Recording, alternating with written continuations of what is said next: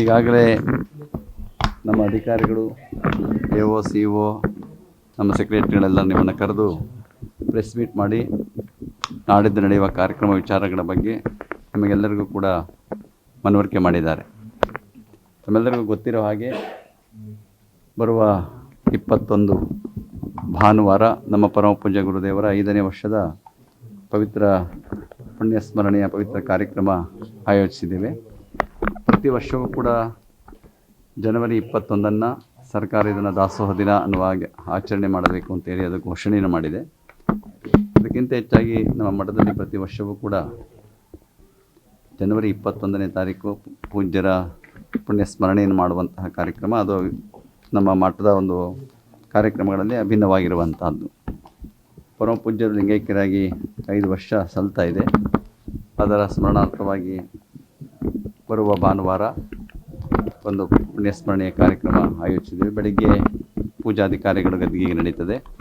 ಆನಂತರ ಪೂಜ್ಯರ ಒಂದು ಪುತ್ಥಳಿಯ ಮೆರವಣಿಗೆಯನ್ನು ನಾವು ಮಠದ ಆವರಣದಲ್ಲಿ ನಡೆಸ್ಕೊಂಡು ಬರ್ತೀವಿ.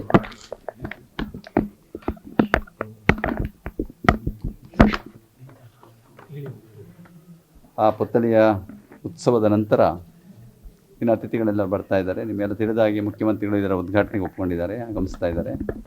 ಮಾಜಿ ಮುಖ್ಯಮಂತ್ರಿ ಯಡಿಯೂರಪ್ಪನವರು ಅಧ್ಯಕ್ಷತೆಯನ್ನು ವಹಿಸ್ತಾ ಇದ್ದಾರೆ. ಜೊತೆಗೆ ನಮ್ಮ ಅನೇಕ ಕಟ್ಟಡಗಳನ್ನು ನಿರ್ಮಾಣ ಮಾಡಿದ್ದೇವೆ. ಇವತ್ತು ನಮ್ಮ ಆಸ್ಪತ್ರೆಯಲ್ಲಿ ಸಿದ್ಧಗಂಗಾ ಮೆಡಿಕಲ್ ಕಾಲೇಜಿನ ಆಸ್ಪತ್ರೆಯನ್ನು ಮುಂಭಾಗದಲ್ಲಿ ಒಂದು ಬ್ಲಾಕನ್ನು ಕಟ್ಟಿಸಿದ್ದೀವಿ. ಅದರ ಉದ್ಘಾಟನೆಯನ್ನು ನಮ್ಮ ಗೃಹ ಸಚಿವರಾಗಿರುವಂತಹ ಪರಮೇಶ್ವರ್ ಅವರು ಉದ್ಘಾಟನೆ ಮಾಡ್ತಾ ಇದ್ದಾರೆ. ಅದ್ರ ಜೊತೆಗೆ ಈಶ್ವರ್ ಖಂಡ್ರೆ ಅವರು ಅರಣ್ಯ ಸಚಿವರಾಗಿರುವಂಥವರು. ನಿಮ್ಮೆಲ್ಲ ತಿಳಿದಾಗೆ ಹಿಂದಿನ ಸರ್ಕಾರ ಘೋಷಣೆ ಮಾಡಿದಾಗ ಸ್ಮೃತಿವನದ ಒಂದು ಉದ್ಘಾಟನೆ ಇದೆ, ಅದೆಲ್ಲ ನಿರ್ಮಾಣ ಆಗಿದೆ. ಅದು ಸರ್ಕಾರದ ಒಂದು ಕಾರ್ಯಕ್ರಮವೂ ಕೂಡ ಆಗಿರುವಂಥದ್ದು. ಆ ಸ್ಮೃತಿವನದ ಉದ್ಘಾಟನೆಯನ್ನು ಅರಣ್ಯ ಸಚಿವರಾದ ಈಶ್ವರ್ ಖಂಡ್ರೆ ಅವರು ಉದ್ಘಾಟನೆ ಮಾಡ್ತಾ ಇದ್ದಾರೆ. ನಮ್ಮ ಫಾರ್ಮಸಿ ಕಾಲೇಜಿನ ಕಟ್ಟಡವನ್ನು ನಿರ್ಮಾಣ ಮಾಡಿದ್ದೀವಿ. ಅದರ ಉದ್ಘಾಟನೆಯನ್ನು ನಮ್ಮ ಸಹಕಾರ ಸಚಿವರು ಕೆ ಎನ್ ರಾಜಣ್ಣನವರು ಅದನ್ನು ಉದ್ಘಾಟನೆ ಮಾಡ್ತಾ ಇದ್ದಾರೆ. ಜೊತೆಗೆ ಒಂದು ಶಂಕುಸ್ಥಾಪನೆ ನಮ್ಮ ಮೆಡಿಕಲ್ ಕಾಲೇಜಿನ ಸ್ನಾತಕೋತ್ತರ ವಿದ್ಯಾರ್ಥಿಗಳಿಗೆ ಬೇಕಾಗಿರುವಂತಹ ಒಂದು ಸ್ನಾತಕೋತ್ತರ ವಿಭಾಗದ ಕಟ್ಟಡದ ಶಂಕುಸ್ಥಾಪನೆಯನ್ನು ಪ್ರಾರಿ ಕೈಗಾರಿಕಾ ಸಚಿವರಾಗಿರುವಂತಹ ಎಂ ಬಿ ಪಾಟೀಲ್ ಅವರು ಮಾಡ್ತಾ ಇದ್ದಾರೆ. ಜೊತೆಗೆ ಶ್ರೀ ಮಠದಲ್ಲಿ ಕೆಲಸ ಮಾಡ್ತಾ ಇರುವಂತಹ ವಾರ್ಡನ್ಗಳಿಗೆ ವಸತಿ ಗೃಹಗಳನ್ನು ಕಟ್ತಾ ಇರೋದನ್ನು ಅದರ ಶಂಕುಸ್ಥಾಪನೆಯನ್ನು ಗಣಿ ಸಚಿವರಾಗಿರುವಂತಹ ಎಸ್ ಮಲ್ಲಿಕಾರ್ಜುನ್ ಅವರು ಮಾಡ್ತಾ ಇದ್ದಾರೆ. ಜೊತೆಗೆ ಮುಖ್ಯ ಅತಿಥಿಗಳಾಗಿ ನಾವು ಕೃಷಿ ಸಚಿವರನ್ನು ಕರೆದಿದ್ದೇವೆ.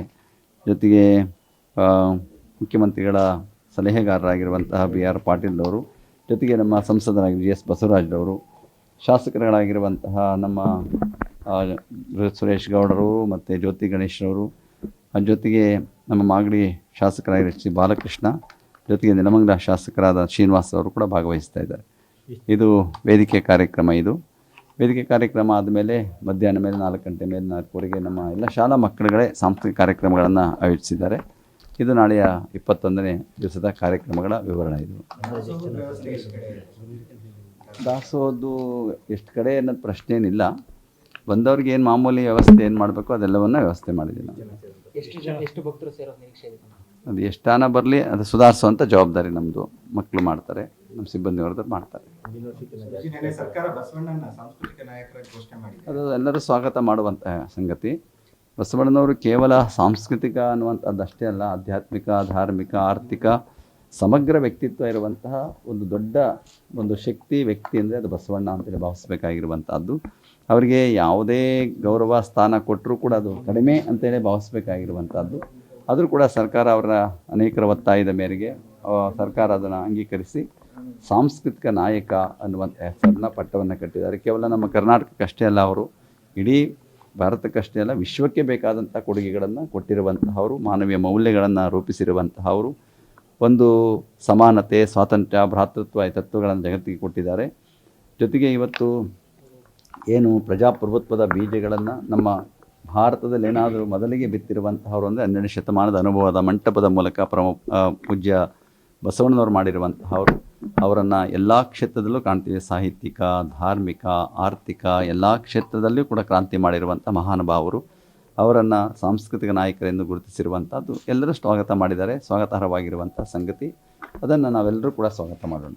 ಬರೀ ಈಗ ರಾಮ ಮಂದಿರ ಉದ್ಘಾಟನೆ ಆಗ್ತಿದೆ, ಮಠದಲ್ಲಿ ಏನಾದರೂ ಪ್ರಯುಕ್ತ ಏನಾದರೂ ವಿಶೇಷ? ಇಲ್ಲ, ನಮ್ಮದೇ ಕಾರ್ಯಕ್ರಮ ಇದೆಯಲ್ಲ, ಅದರಿಂದ ನಾವೇನು ಬೇರೆ ಏನು ಕಾರ್ಯಕ್ರಮ ಆಯೋಜಿಸಿಲ್ಲ.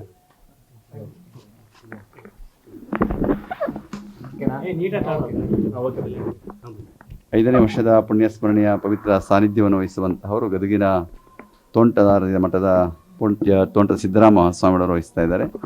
ಅವರು ಸಿದ್ಧಲಿಂಗೇಶ್ವರ ಪರಂಪರೆಯಲ್ಲೇ ಆ ಮಠವೂ ಕೂಡ ಇರುವಂಥದ್ದು. ನಮ್ಮದು ಸಿದ್ಧಲಿಂಗೇಶ್ವರ ಪರಂಪರೆಯಲ್ಲಿರುವಂಥದ್ದು. ಪೂಜ್ಯರು ಈಗಾಗಲೇ ಬಸವ ತತ್ವಕ್ಕೆ ತಮ್ಮನ್ನು ಅರ್ಪಣೆ ಮಾಡಿಕೊಂಡಿರುವಂತಹವರು.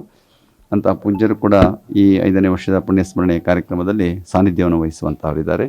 ಪೂಜ್ಯರು ಕೂಡ ಆಗಮಿಸ್ತಾ ಇದ್ದಾರೆ. ಅಯೋಧ್ಯೆಗೆ ನಿಮ್ಮ ಮಠದಿಂದ ಕಳಿಸ್ತೀರಾ? ಯಾವ ರೀತಿ ನೀವು ಹೋದರೆ ನಿಮ್ಮನ್ನೇ ಕಳಿಸ್ಬಿಡ್ತೀವಪ್ಪ. ಇವತ್ತು ನಿಮಗೆ ಗೊತ್ತಿದೆ ಅಯೋಧ್ಯೆಗೆ ಹೋಗೋದು ಎಷ್ಟು ಕಷ್ಟ ಅನ್ನೋದು. ಸೆಕ್ಯೂರಿಟಿ ರೀಸನ್ ಇದೆ, ಚಳಿ ಇದೆ, ಅಲ್ಲೆಲ್ಲ ವ್ಯವಸ್ಥೆಗಳು ಕಷ್ಟ ಇದೆ, ಅದೆಲ್ಲ ತುಂಬ ಕಠಿಣವಾಗಿರುವಂಥದ್ದು. ಯಾರನ್ನ ಪ್ರತಿನಿಧಿಯಾಗಿ ಕಳಿಸಿದ್ರೆ ಈಗಾಗಲೇ ನಾವು ಸಂದೇಶವನ್ನು ಕಳಿಸಿದ್ದೀವಿ, ಅದನ್ನೆಲ್ಲ ನಿಮ್ಗೆ ಕೊಟ್ಟಿದ್ದೀವಿ ಆಗಲೇ. ಅಷ್ಟು ಬಿಟ್ಟರೆ ಬೇರೆ ಏನು ಹೇಳೋದಕ್ಕಾಗಲ್ಲ.